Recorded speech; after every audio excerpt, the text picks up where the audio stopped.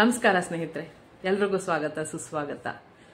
ಇವತ್ತು ನಂಗೆ ಏನು ಅನ್ನಿಸ್ತು ಅಂದರೆ, ನಾನು ಯೂಟ್ಯೂಬ್ 2 ವರ್ಷದಿಂದ ಮಾಡ್ತಾ ಇದ್ದೀನಿ. ಆದರೆ ಯಾವುದು ಏರು ಇಲ್ಲ ಇಳಿತಾನೂ ಇಲ್ಲ, ಒಂದೇ ಸಮ, ಒಂದೊಂದ್ಸಲ ಅಂತೂ ಫುಲ್ ಝೀರೋ. ಸೊ ಇದನ್ನ ಯೋಚನೆ ಮಾಡಿದಾಗ ಇದೇನು ಮಾಡೋದಾ ಬೇಡವಾ ಅಂತ ಒಂದು ಕನ್ಫ್ಯೂಷನ್ನು ಆಯಿತು. ಇರಲಿ, ಈ ನನ್ನ ಜರ್ನಿ, ಈ ನನ್ನ ಅನುಭವನ ನಿಮಗೆ ಹೇಗೆ ಹೇಳೋದು, ಇಲ್ಲ ಒಂದು ಲೆಂತ್ ವಿಡಿಯೋ ಮಾಡಲಾ, ಇಲ್ಲ ಏನು ಮಾಡಲಿ ಅಂತ ಯೋಚನೆ ಮಾಡಿದೆ. ನೋಡಿ, ಯೂಟ್ಯೂಬ್ಗೆ ನಾನು ತುಂಬ ಥ್ಯಾಂಕ್ಸ್ ಹೇಳ್ತೀನಿ. ಯಾಕೆಂದರೆ ನನ್ನ ಲೈಫಲ್ಲೇ ಯಾವತ್ತೂ ಒಂದು ಕವನ ಆಗಲಿ, ಕಾವ್ಯ ಆಗಲಿ, ಕತೆ ಆಗಲಿ ಒಂದು ಲೈನೂ ಬರ್ದವಳಲ್ಲ. ಯಾಕೆಂದ್ರೆ ನನಗೆ ಪದಗಳ ಜೋಡಣೆನೇ ಬರಲ್ಲ. ಸೊ ಹಾಗಾಗಿ ಯಾವತ್ತೂ ಒಂದು ಟ್ರೈ ಮಾಡಿರಲಿಲ್ಲ. ಇವತ್ತು ಬೆಳಗ್ಗೆ ಇದ್ದಕ್ಕಿದ್ದಂಗೆ ಈ ಥರ ಬರೆಯೋಣ ಅಂತ ತಾನೇ ಫ್ಲ್ಯಾಶ್ ಆಯಿತು. ಸೊ ನಿಮಗೆ ನನ್ನ ಅನುಭವನ ಈ ರೀತಿ ಹೇಳ್ತಾ ಇದ್ದೀನಿ, ದಯವಿಟ್ಟು ಕೇಳಿಸ್ಕೊಳ್ಳಿ.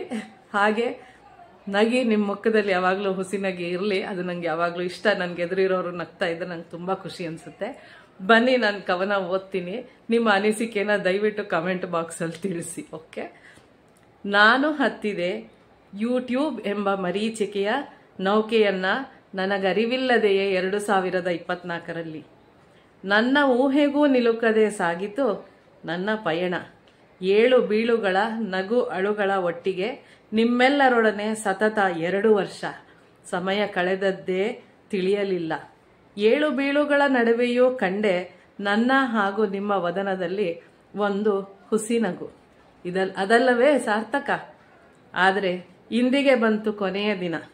ಪಯಣ ಅಂದ ಮೇಲೆ ನಿಲ್ಲಲೇಬೇಕಲ್ಲವೇ ಒಂದು ದಿನ.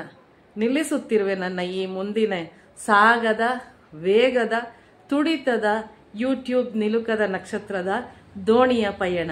ಇಳಿಯಲೇಬೇಕಲ್ಲವೇ ಒಂದು ದಿನ ನಮ್ಮ ಸರದಿ ಬಂದಾಗ. ಹೇಗಿದೆ ನನ್ನ ಈ ಕವನ? ಕಮೆಂಟ್ ಬಾಕ್ಸಲ್ಲಿ ತಿಳಿಸಿ. Thank you so much.